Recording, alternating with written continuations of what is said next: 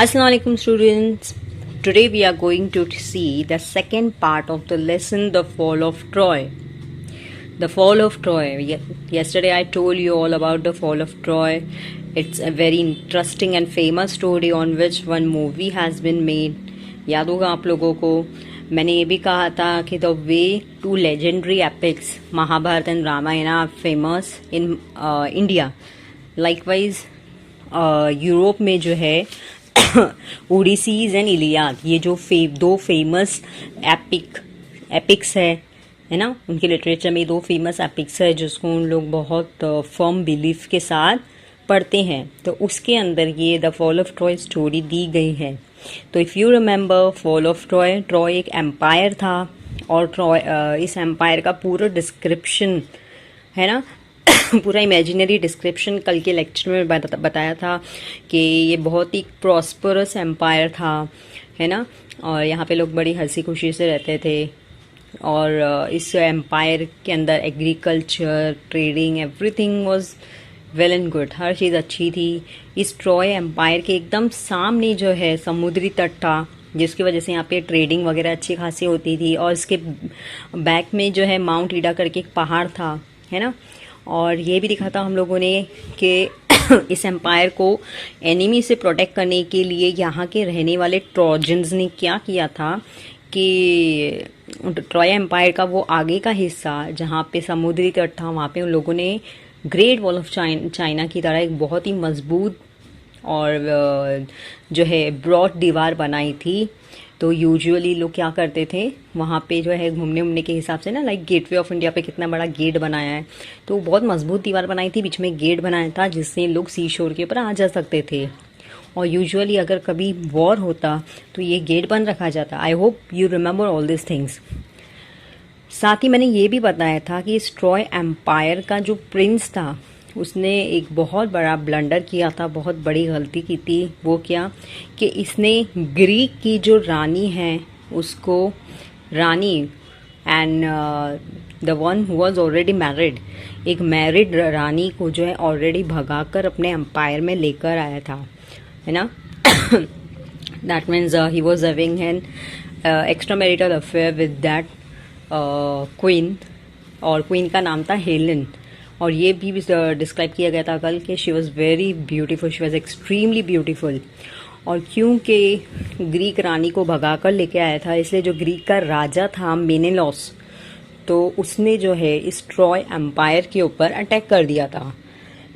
And because he attacked, तो इसकी वजह से वो जो वॉल का गेट था यूजुअली अब बंद रखा जाने लगा, बंद तो रखा ही जाने लगा. उसके बाद क्या हुआ कि ये जो क्वीन हेलन की वजह से जो वॉर छिड़ा था, ये वॉर कोई 1 या 2 साल नहीं बल्कि 10 साल तक चला, जिसकी वजह से दोनों ही सल्तनत, दोनों ही एम्पायर्स का काफ़ी जानी माली नुकसान हुआ. Okay, so this is the thing we learned in yesterday's lecture. I hope you all remember this very well. Okay, so now let's get started with this second part. At last, अच्छा, इसके अंदर और भी कुछ घटनाएं हुई थी. अंत में हम लोगों ने देखा था at the end of the part 1 कि व्हाट हैपन्स कि many brave soldier from both the sides got expired during this war. बहुत सारे लोग जो है मारे गए थे, गॉट मार्टीड. और फिर अल्टीमेटली ये भी हुआ, Hector Achilles, remember the name, if I hope you remember the name. और अल्टीमेटली ये भी हुआ कि ट्रॉय का जो प्रिंस था, है ना, Prince Paris, if you remember, है ना, ट्रॉय प्रिंस का नाम क्या था, प्रिंस पेरिस, जिसने भगा के लाया था, वो खुद भी मारा जा चुका था. वो खुद भी मारा जा चुका था.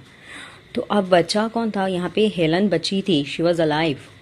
हेलन जो भाग कर आई थी, है ना, what was the word for to escape.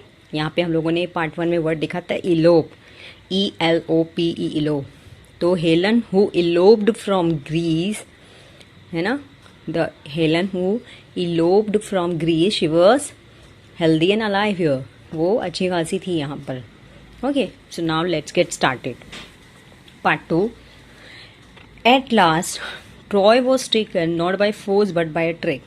अब देखो पार्ट 2 के अंदर जो है स्टोरी का अंत दिया है कि आखिर इस वॉर का होता क्या है, क्या बनता है। तो ट्रॉय जो एम्पायर को जो है ना इन लोगों ने कैप्चर कर लिया। किसने कैप्चर कर लिया? ग्रीक लोगों ने, लेकिन ताकत के बल पर नहीं, बल्कि इन लोगों ने एक ट्रिक चली, एक चाल चली। It was the cunning Odysseus who thought of a plan to obtain the victory. Victory means winning, है ना। तो ये ओडिसियस कहाँ का था? ही वॉज कनिंग, कनिंग चालाक ना। कहाँ का था ये? ग्रीक एम्पायर का। तो उसने एक प्लान बनाया, एक चाल चली। क्या बोला उसने? Let us build a great wooden horse.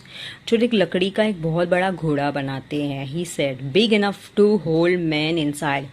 वो घोड़ा इतना बड़ा होना चाहिए कि उसमें काफ़ी आदमी अच्छे से घुस जाए। And let some of our best fighters hide in the horse. और हमारे जो एम्पायर के, हमारे आर्मी के, कौन से आर्मी के? ग्रीक था ये। तो उनके, हमारे इसमें से जो अच्छे फाइटर्स हैं उनको हॉर्स में हम घुसा देते हैं। देन लेट अस बर्न अवर टेंट्स।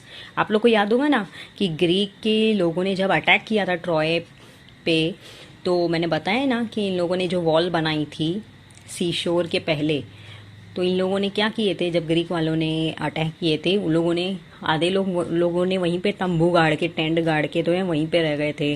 कुछ लोग जो है शिप के ऊपर रह जाते थे, सो जाते थे वगैरह वगैरह। तो लोग ने क्या बोला कि इसने क्या बोला ओडिसियस ने कि वी हैव टू प्रिटेंड, हमको ऐसी एक्टिंग करनी है कि हम ट्रॉय एम्पायर छोड़ के जा रहे। तो इसके लिए अब हम लोगों को क्या करना पड़ेगा? टेंट्स को जला देना पड़ेगा। एंड प्रिटेंड मतलब एक्टिंग, हाँ, एक्ट करना। हमको एक्टिंग करना पड़ेगी to sail away in our ships. हम लोग एक्टिंग ऐसी करेंगे कि भाई हम अपने जहाज में बैठ के चले गए। But instead of sailing away we will return in the night. लेकिन हम लोग ज़्यादा दूर नहीं जाएंगे, हम लोग रात में आ जाएंगे। When the Trojans are asleep, जब लोग ट्रॉय वाले सोते रहेंगे ना, तो we will attack the city and burn and kill. तब हम उनके ऊपर अटैक करके उनको मार देंगे। अब देखो, सब करने वाला कौन था? प्रिंस। वो तो मारा गया, लेकिन ये वॉर है कि अब तक एंड नहीं हुआ था। The Greek leader decided to follow the advice of wise Odysseus. अब ये ग्रीक लोगों को ये एडवाइस पसंद आई कि चलो ये 10 साल से अंत नहीं हो रही है जंग, एट लास्ट, कम से कम एटलीस्ट बिकॉज ऑफ दिस ये जंग अंत तो हो जाए। So a great horse of wood was made by a skillful engineer. तो बिल्कुल एग्जैक्टली जैसे ओडिसियस ने कहा था, बिल्कुल वैसे ही किया गया। एक बहुत बड़ा घोड़ा बनाया गया। And the great heroes Menelaus. Menelaus कौन था? किंग ना, जिसकी रानी भाग कर आई थी, वही king. And Odysseus himself and others entered it. The last man to go in being the architect himself. अब वो जो घोड़ा बनाने वाला शख्स था वो भी लास्ट में घुसा, है ना, क्योंकि उसी को पूरा ऑपरेटिंग सिस्टम पता था। Who knew the secret of opening and shutting the entrance. Entrance मतलब गेट ना, जहाँ से लोग अंदर बाहर जा सकते थे। That evening the Greeks burn their tents. उन लोगों ने अपने टेंट्स जला दिए। And sailed away in their ship. और अपने जहाज में बैठ के चले गए। But they did not go very far. दूर नहीं गए, सिर्फ एक्टिंग करना था ना उन लोगों को। Only one man was left behind to persuade. देखो पहले भी ऊपर आया था, परसुएड करना मतलब कन्विंस करना, मनाना। द ट्रोजन्स टू ड्रैग करना, पुल करना, कंप्यूटर में होता है ना, drag the mouse, pull the horse into their city. एक जो है ग्रीक आदमी को उन लोगों ने छोड़ रखा था। क्यों? ताकि वो ट्रोजन्स लोगों को कन्विंस कर पाए कि ये जो घोड़ा, जो वुडन हॉर्स, जिसमें एक्चुअली कौन भरे थे? ग्रीक के सोल्जर्स, उनको खींचकर अंदर ट्रॉय एम्पायर में ले जाए। Next day the Trojans woke up. अगले दिन ट्रोजन्स उठे। और याद होगा ना कल आप लोगों को पार्ट 1 में कि डेली का काम रहता था लोगों को, सुबह उठो, नाश्ता करो या ना करो, बट क्या है भाई, गेट खोलो और गेट खोल के बाहर जाके हमको जंग लड़ना है। This became the part of their routine. तो अगले दिन लोग उठे। Next day the Trojans woke up expecting to go out and fight as they had done for the past 10 years, है ना। पिछले 10 सालों से उनकी आदत ही बन चुकी थी कि भाई सुबह उठो और बाहर हमको जंग लड़ने जाना है। What delight and surprise they felt. Delight मतलब प्लेजर, हैप्पीनेस, खुशी। तो उन लोग को इतनी खुशी महसूस हुई। क्यों? At the site. साइट मतलब सीन नजारा, जब उन्होंने ये नजारा देखा, दे सॉ ऑन द सी शोर आउटसाइड द वॉल्स, समझ में है ना। तो जब गेट खोल के उन लोगों ने देखा, है ना, आउटसाइड द वॉल्स, दीवार के बाहर जब समुद्री तट का नजारा देखा तो क्या देखा, it seem that the long siege was over at last. दरवाजा खोल के जब देखा, कौन सा दरवाजा, मैं वो वॉल का गेट की बात कर रही हूँ, which was very colossal and big. जब खोल के देखा उन लोगों ने तो देखा कि सीज वॉज ओवर, सीज मतलब घेराव, कल भी आया था ये वर्ड, सीज मतलब घेराव, के ग्रीक लोगों ने जो उनको घेर के रखे थे, अभी एक भी ग्रीक बंदा दिखाई नहीं दे रहा था। The tents had been burned, और ग्रीक लोगों ने जो समुद्र के तट पे, सीशोर के पर जो टेंट्स लगा के गए थे वो सब जल चुके थे, जलाए जा चुके थे। The shore was deserted. What is the meaning of deserted? Deserted means खाली, है ना, वीरान। The Greek ships had all gone, और सारी ग्रीक शिप्स भी जा चुकी थी, समझ में। तो ट्रोजन्स लोग ये सब देख के बहुत खुश हो गए कि भाई चलो अच्छा है, ग्रीक्स लोगों का टेंशन खत्म हो गया, लगता है लोग 10 साल की जंग से थक हार के लगता खुद ही चले गए, है ना। लेकिन उन लोगों को मालूम नहीं था कि एक्चुअल में ये ग्रीक लोगों की क्या है, चाल है। It's a conspiracy, they were not aware of it. उन लोगों को ये नहीं पता था कि इनकी कॉन्स्पिरेसी है ये। It's a peace at last, आखिरकार हमें शांति नसीब हुई। दे cried, shouted, and opened wide their gates and came out in large numbers on the plain। समझ में आया। तो सारे ट्रोजन्स लोग एकदम खुश हो गए कि चलो अच्छा है, ग्रीक लोगों का टेंशन चले गया। अब हमने गेट्स वापस खोल दिए, 10 साल के बाद हमने गेट्स वापस खोल दिए, और अब हम जहाँ चाहे, जैसे चाहे, जब भी चाहे सी शोर के पास आ जा सकते हैं। Then they saw on the sands the huge wooden horse. अब समुद्री तट के पास उनको वही वुडन हॉर्स दिखा, है ना, जो एक्चुअली इनकी एक चाल थी। किसकी चाल? ग्रीक लोगों की चाल, साजिश। They gathered round it in astonishment, surprise. तो ये ट्रोजन्स लोग एकदम सरप्राइज में जमा हुए, for it was indeed a wonderful piece of work. तो एक्चुअली एक बहुत ही मास्टर पीस नजर आ रहा था वो वुडन वर्क जिसने भी बनाया था, बहुत ही बोलते ना कलाकारी एकदम। It was a good piece of work. As they were wondering how the horse had been built and why it had been left behind, they found a Greek with his hands tied together lying under it। समझ में आई बात कि अब ये Trojans लोग ना वही surprise ही थे, सोच ही रहे थे कि भाई ये घोड़ा कैसे बनाया गया होगा, और अगर बनाए तो उसको छोड़कर क्यों चले गए ग्रीक लोग। तो तभी सडनली लोगों ने क्या देखा कि एक ग्रीक बंदा है जिसके हाथ बंधे हुए हैं, और वो बंदा जो है ना लाइंग अंडर इट, वो वुडन हॉर्स के नीचे पड़ा था। बात समझ में आई। तो याद होगा ना, ऊपर एक इन लोगों की जब कॉन्स्पिरेसी बताई जा रही थी तो लोग ने बोले थे ना कि हम एक ग्रीक बंदे को छोड़ के जाएंगे। क्यों? देखो अभी क्या क्या एक्टिंग जो है, क्या ड्रामा रचने वाला है देखो। When the Trojans dragged him now, Trojan लोगों ने क्या किया, वो ग्रीक बंदे को घोड़े के नीचे से खींच के निकाला। द मैन प्रिटेंड करना, एक्टिंग करना, to be very frightened of them. तो उसने एक्टिंग किया कि जैसे मानो वो बहुत उससे डरा हुआ हो, स्केर्ड हो, है ना। फ्राइटन मतलब scared. When he was commanded to tell them why the Greeks had gone and why they had left this horse behind, he pretended to tremble। समझ में आई बात। तो ये ट्रोजन्स लोगों ने उसको बोला कि भाई बता, चल बता कि भाई ग्रीक लोग आखिर अचानक गए, 10 साल से नहीं गए थे, अचानक कैसे चले गए। हाँ, और चले गए तो तुझे क्यों यहाँ पे छोड़ के गए, और साथ ही साथ ये घोड़े को क्यों छोड़ के गए, चल बता। तो ही प्रिटेंड करना, एक्टिंग करना। तो वो एक्टिंग करने लगा, है ना, कांपने की। टू ट्रैम्बल मतलब शिवर, कांपना ना, कांपने की एक्टिंग करने लगा। एंड रिफ्यूज टू स्पीक, और बोलने लगा नहीं, है ना, नहीं सरकार, मुझे कुछ भी नहीं मालूम, मुझे जाने दो, मुझे छोड़ दो। When at last they threatened करना, धमकी देना। आई होप कि all of you are noticing the meaning. आप लोगों को मीनिंग लिखते जाना है, चाहे भले हिंदी में लिखो, but you need to understand. तो थ्रेटन करना मतलब क्या, धमकी देना। तो आखिर में ट्रोजन्स लोगों ने उसको धमकी दिए कि चल बता भाई क्या सीक्रेट है, तू अकेला यहाँ पे क्या कर रहा है, तेरे को क्यों छोड़ के गए ग्रीक लोगों ने, और ये घोड़े का क्या राज है। तो उसको थ्रेटन किए टू किल हिम, बता नहीं तो तेरे को मार देंगे। तो he spoke and told them this false tale story, झुट्टी कहानी सुनाया उसने।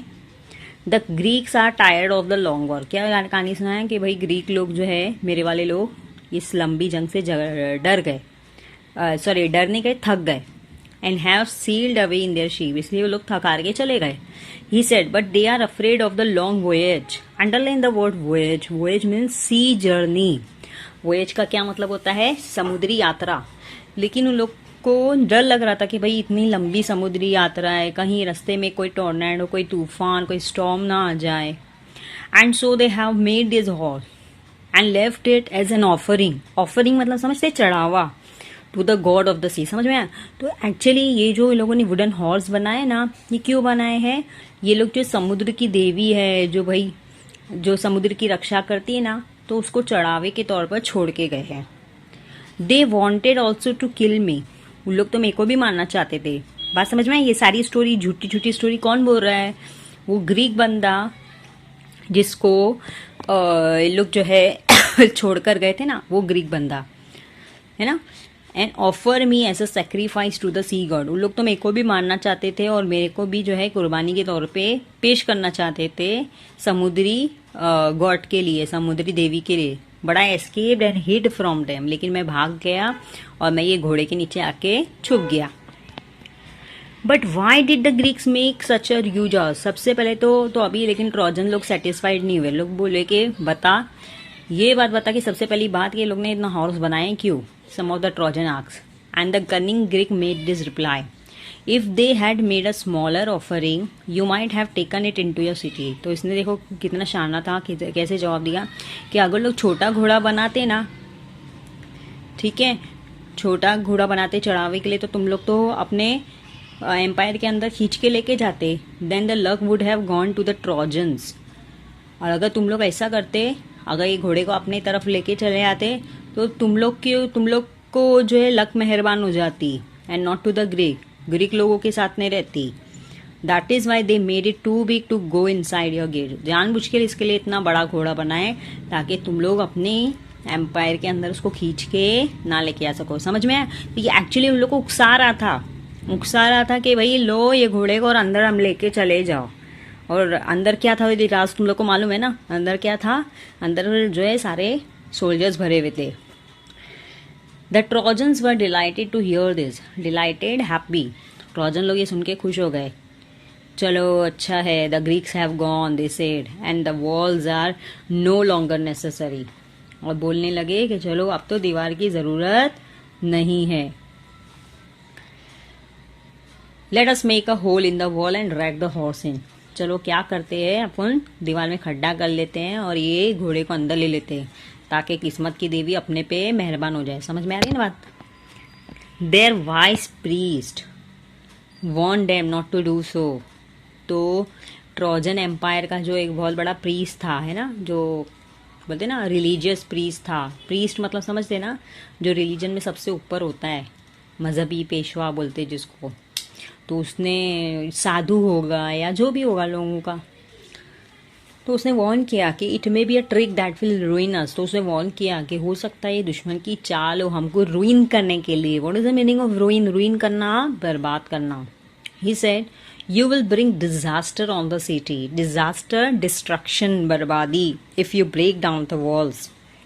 अगर तुम लोगों ने दीवार तोड़ दी है ना, तो सिटी के ऊपर हमारे ट्रॉय एम्पायर के ऊपर बहुत बड़ी कयामत आ सकती है, बहुत बड़ी बर्बादी आ सकती है। But they were so excited that they paid no attention to his words. लेकिन वो लोग एक्साइटेड इतने थे, ट्रोजन्स लोग, जरा भी ध्यान नहीं दिए। They broke down the part of the strong wall in order to track the horse in. समझ में आई बात? तो किस्मत की देवी भाई हम पे मेहरबान हो, ये सोच के लोगों ने इतनी मजबूत जो दीवार थी उसको बीच में से होल्ड कर ही दिया, खड्डा कर ही दिया। और क्या खींच कर लेकर आ गए अंदर? वो wooden horse. All that day the Trojan feasted and drank and celebrated. Underline the word feasted. Hindi में अगर कहूँ तो क्या है? दावत ना, ट्रीट देना, दावत देना। तो खूब जो है पूरा दिन उन लोगों ने खाने वाने पकाए और खूब खाए, खूब पिए और सेलिब्रेशन किया।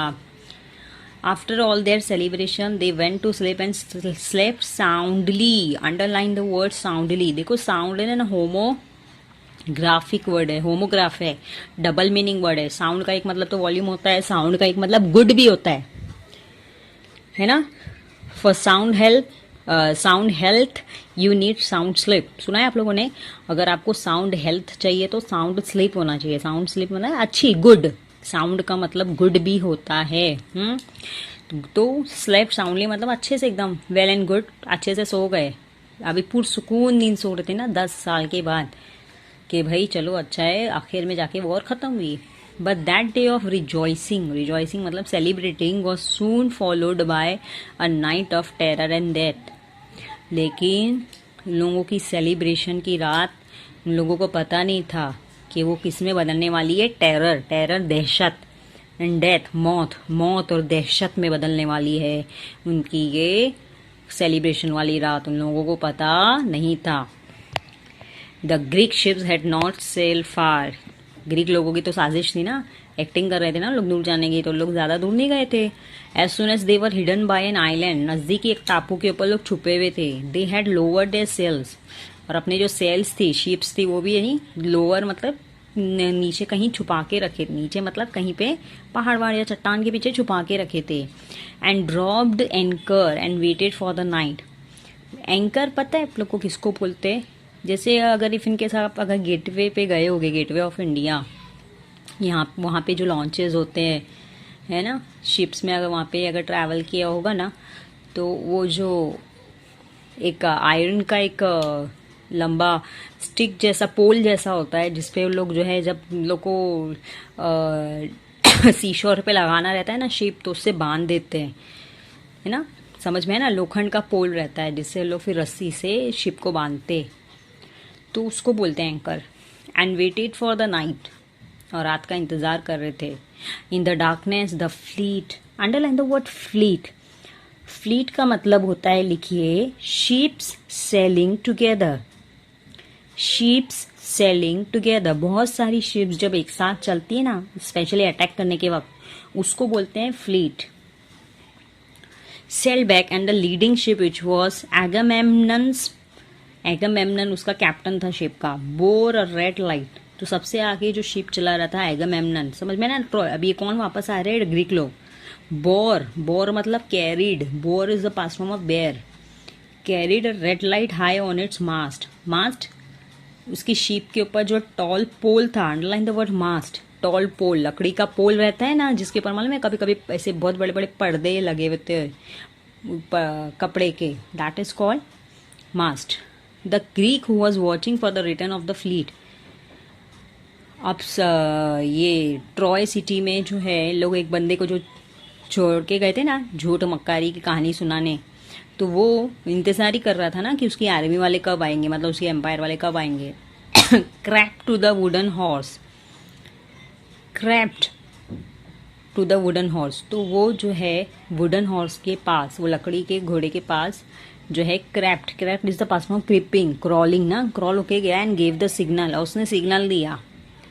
The side of the horse opened, बात समझ में आई?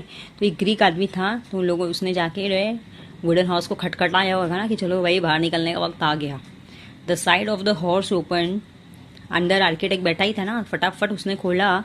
The Greeks climb out and open the gates, जल्दी से ग्रीक लोग बाहर निकले और फौरन लोग ने गेट खोल दिया। The whole Greek army enter the sleeping city, समझ में आया? तो ये पूरी बाहर, जो गेट के बाहर आर्मी खड़ी थी, पूरी अंदर घुस आई। Immediately the Greek set fire, और अंदर घुसते सारे लोग ने क्या लगा दिए? आग, पूरे शहर में, पूरे एम्पायर में। And the towers and the palaces, महल में, बिगेन टू बर्न एंड कील, और बेतहाशा रूथलेसली लोगों को मारने लगे, जलाने लगे, पूरी बस्तियां उजाड़ने लगे, पूरे पैलेसेस जलाने लगे। Troy was filled with the site of leaping flame. वो ट्रॉय जो एक टाइम पे बोलते हैं ना अजीम शान सल्तनत था, अब आज जो है पूरा लीपिंग फ्लेम्स में दिखाई दे रहा था। लीपिंग फ्लेम्स मतलब उभरते हुए Sholay. And the sound of shouting and noise of weapons, और लोगों के चिल्लाने की, हथियारों के, तलवारों की चलने की आवाज़ें। And the cries of weeping women, और औरतों की रोने की आवाज़ें। अगर आप लोगों ने आई गेस बाहुबली 2 देखी होगी, देखा है तो उसमें एक सीन ऐसा एग्जैक्टली कि रात के वक्त जो है ना कुछ लोग हमला कर देते हैं देवसेना के सल्तनत पे, एग्जैक्टली लाइक दैट। अगर आप लोगों ने देखा है, it's a very famous movie, I hope all of you must have seen it. The sleeping Trojan sprang out, underline the word sprang out. Sprang out, spring है ना, स्प्रिंग का past form है। स्प्रिंग भी देखो homograph word है, double meaning. Spring के 3 meaning होते हैं इनफैक्ट। स्प्रिंग का सीजन, बाहर का सीजन बोले ना जब फ्लावर्स ब्लूम होते हैं। फिर एक स्प्रिंग आपको पता है ना, हर कोई भी अपना इंस्ट्रूमेंट में स्प्रिंग होती है। और तीसरा स्प्रिंग का मतलब जम मारने को भी बोलते हैं। अचानक से ऐसा हमला कर दिया ग्रीक लोगों ने, ट्रोजन अपने बेड से जम मार के उतरे, but they were taken by the surprise. लेकिन अचानक उनको सरप्राइज मिला। Their enemies were right inside their wall, उनकी दीवारों के अंदर आ चुके थे दुश्मन। And many of the Trojans were killed before they could put on their armour and seize their weapon. और इससे पहले कि लोग अपने हथियार उठाते, इससे पहले कि लोग अपना आर्मर मालूम है ना, वो लोहे का, लोखंड का पहनते थे, है ना, अटैक से बचने के लिए। तो इससे पहले उसकी भी उनको मोहलत नहीं मिली। ग्रीक लोगों ने धावा बोल दिया उन लोगों पे। A bright light lit up the night sky. और वो रात जो एकदम शांति से सेलिब्रेशन करके सोए थे, अचानक पूरा आसमान जो है ना शोलों से, आग के शोलों से भर गया। As palaces and houses and temples and tower went up in flame, शोले, हर जगह आग के शोले थे। The Trojans fought as well as they could. तो बेचारे नींद में से भी उठे सुटे, कैसे भी लोगों ने लड़ने की कोशिश की, but it was all in vain. Underline this phrase, in vain मतलब वेस्ट। उनके लड़ने का कोई फायदा नहीं था। Old king Priam was killed with all his brave son. अब ये जो ट्रॉय सिटी, ट्रॉय एम्पायर में प्रिंस पेरिस तो पहले ही मारा जा चुका था, लेकिन इसके भी मतलब हो गए ना चाचा वगैरह, या जो भी किंग होगा तो उसका नाम दिया है ओल्ड किंग प्राइम, या हो सकता है उसका डैडी होगा। तो उसको भी मारा जा चुका था उसके सारे बेटों के साथ। Hectares wife and his old mother. Hector याद होगा आपको, पार्ट 1 में आया था इसका नाम। हेक्टर ट्रोजन एम्पायर का ही था ना, ट्रॉय एम्पायर का था। तो हेक्टर तो मर चुका था, लेकिन उसकी बीवी, उसकी बूढ़ी माँ, उसकी बहनें, उन लोगों को ऐसे खींच खींच के लेके जा रहे थे स्लेव्स की तरह। स्लेव्स मतलब गुलामों की तरह, बाय द कॉन्करर्स। हालांकि इन लोगों का कोई कसूर था। बाय द कॉन्करर्स मतलब विनर्स लोग, विक्टर्स लोग। उन लोगों का कोई कसूर था, बूढ़ी माँ का, इन माँ बहनों का, किसी का कोई कसूर नहीं था। देयर फेट, दिस फेट का मतलब होता है luck, was in contrast. In contrast मतलब अपोजिट, क्योंकि उनकी किस्मत बिल्कुल अपोजिट थी। किसके? हेलन के। सब करने धरने वाली फसाद की जड़ कौन थी? ये हेलन। तो उसको तो कुछ नहीं हुआ। क्यों? भुगतना किसको पड़ा? बाकी पूरी प्रजा को, बाकी पूरी सल्तनत को उस भुगतना पड़ा, दोनों तरफ की इनफैक्ट। लेकिन ज़्यादा तो ट्रोजन्स लोग का नुकसान हुआ ना। तो ये जो हेलन थी, जो सब कर करा के बैठी थी, फसाद की जड़ थी। When king Menelaus rush through the city looking for her. King Menelaus की बीवी थी ना, तो उसको ढूंढते हुए आया वो। And found her in the palace, और देखा तो महल में खड़ी है। शी हंग हर हेड, अपना मुंह लटकाए खड़ी थी। इन शेम एंड सॉरो, शर्मिंदा थी ना अपनी करतूतों पे। And sorrow as she faced her former husband, जब उसका सामना अपने पुराने पतिदेव से हुआ। हर वॉइस वर चोक्ड, चोक मतलब उसकी आवाज़ ही बंद हो गई थी, with emotion, and she could not speak, और वो कुछ कह नहीं सकी। बट मेनेलॉस फॉरगेव हर। देखो, सब फसाद की जड़ वो थी, और मेनेलॉस ने उसको फॉरगिव कर दिया, माफ़ कर दिया। And she went back with him, और वो उसके साथ चले भी गई।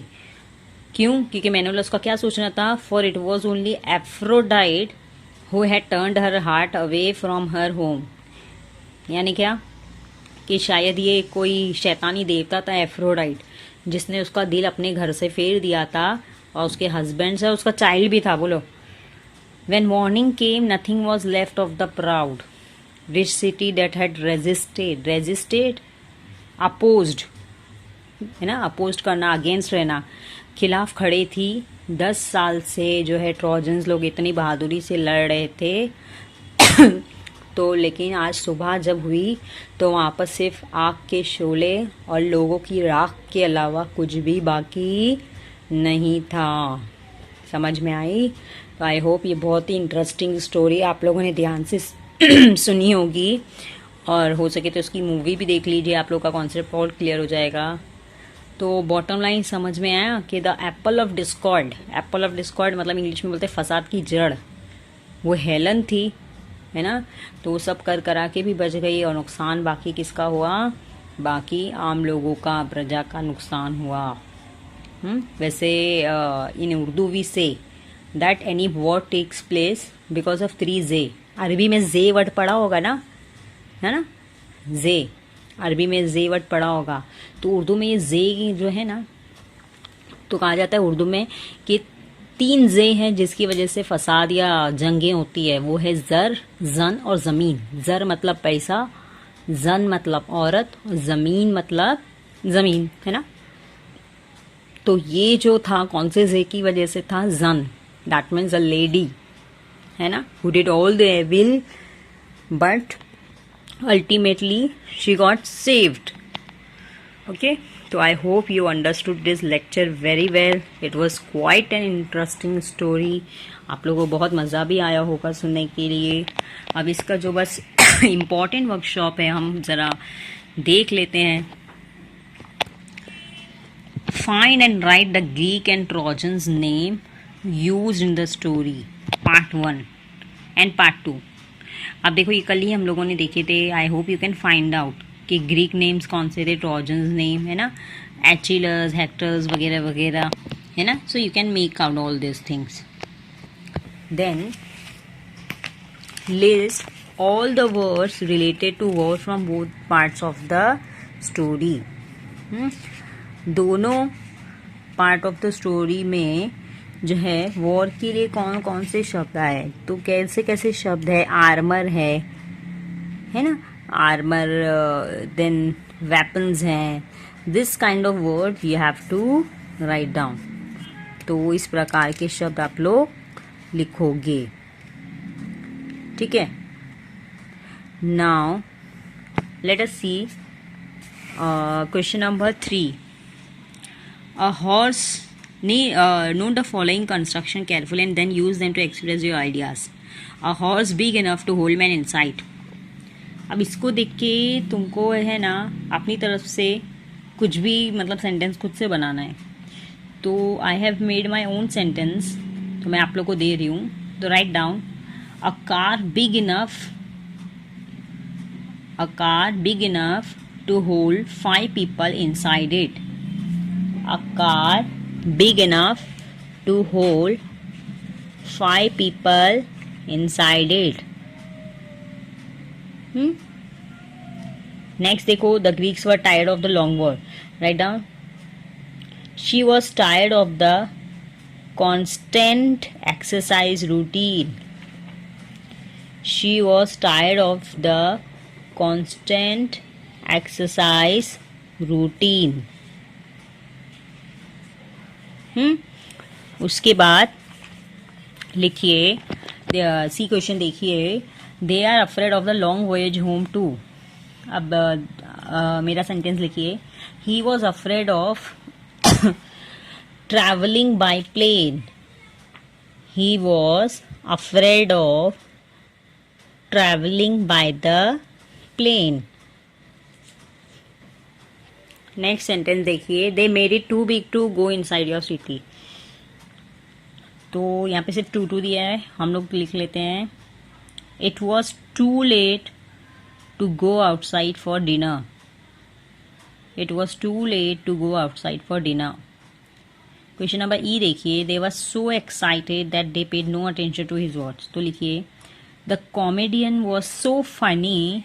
कॉमेडियन पता है ना, comedian was so funny that we could not stop laughing. अभी देखो सही ऑर्डर में लिखना इवेंट्स कौन कौन से कब कब हुए। मैं डायरेक्टली काम करती हूँ, मैं आपको नंबर्स है ना यहाँ पे बॉक्स में बता दे रही हूँ, लिखते जाओ। 6, 8, 1, 4, 12, 2, 3, 7, 5, 9, 10, 11। अगर आपका मिस हो गया मैं वापस बता दूं। Question number A 6, question number B 8, question number C 1, question number D 4, question number E 12, question number F 2, question number G 3, question number H 7, question number I 5, question number J 9, question number K 10 और question number L 11। Okay, तो आप लोग उसको read कर लो, क्योंकि अगर आपने story अगर ध्यान से सुने होंगे तो आपको पता होना चाहिए कि कौन सा इवेंट पहले हुआ है ना, आपको खुद ही पता चल जाएगा। Okay, then there was one question here you can see. हाँ देखो यहाँ पे दिया है, identify one example of a main clause and one example of a dependent clause from the page number 46। 46 page number से बोला है, तो आप पेज नंबर 46 निकालो। ये रहा पेज नंबर 46। तो यहाँ पे ना क्लॉजेज वाला एग्जाम्पल देना है आपको। ये रही लाइन, फर्स्ट लाइन दिख रही है आपको, आप ट्रोजन से लोगे। Trojans were killed before they could put on their armour and seize their weapon. तो ट्रोजन्स वर किल्ड ये हो गया main clause, and before they could put on their armour and seize their weapon ये हो गया subordinate clause या dependent clause. Okay, तो almost ये हमारा वर्कशॉप डिस्कस हो गया है। Let's see, something has been given in the writing skill. Okay, now look here, question number 7 be a writer, now read the beginning and end of a sci-fi story. Wait, the lesson has been scrolled. Okay, here comes sci-fi story. Sci-fi, you know, scientific and fictitious, that is called sci-fi story, जो scientific भी sound करे और fictitious भी। जैसे आप लोगों ने क्रिश 2 वगैरह देखी है, क्रिश 2 वो है साइंटिफिक भी है और फिक्टिशियस भी है, दैट सॉर्ट ऑफ स्टोरी। तो द मैजिक ग्लासेस ये टॉपिक पे, आफ्टर 10 years ऑफ डिलीजन मतलब एकदम हार्ड वर्किंग, हाँ hard working experimenting on light, Jayant नाम का एक लड़का brilliant scientist created a pair of eye glass which would enable him to see through all opaque objects, doors, walls, metal, है ना, मतलब आर पार दिखता है ऐसा वाला चश्मा था उसके पास, उसने ऐसा इन्वेंट किया था।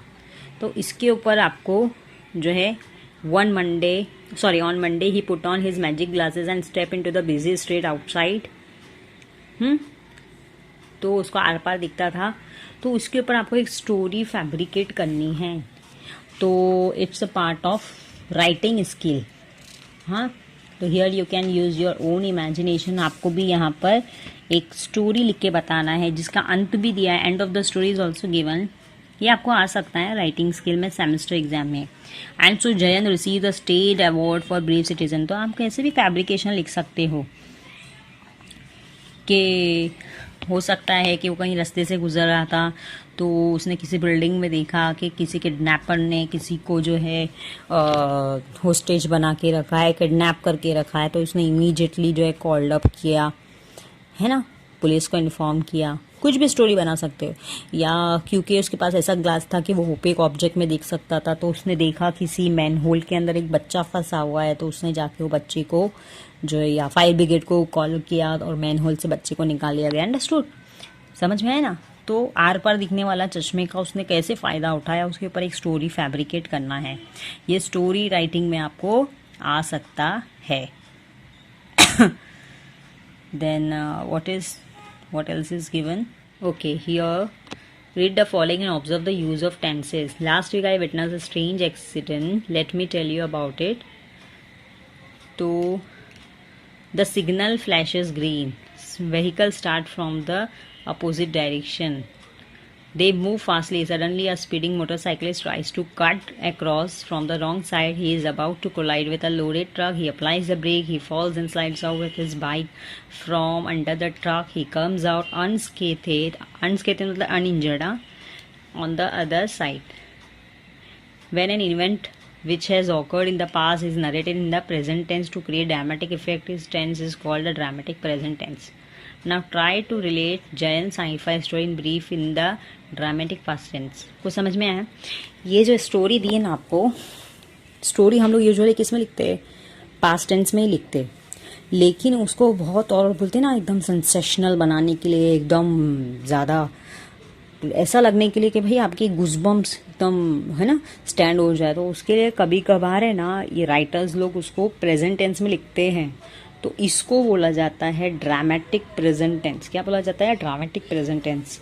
तो आपको ये जो ऊपर की स्टोरी लिखनी है ना, वो ऐसे ही ड्रामेटिक प्रेजेंट में नहीं बोला है, ड्रामेटिक पास्ट टेंस में बोला है लिखने। किस में लिखना है? Dramatic past tense. ठीक है, so that's all about this lecture. I hope you understood this lecture and this story very well. Thanks for the patient listening. Allah Hafiz.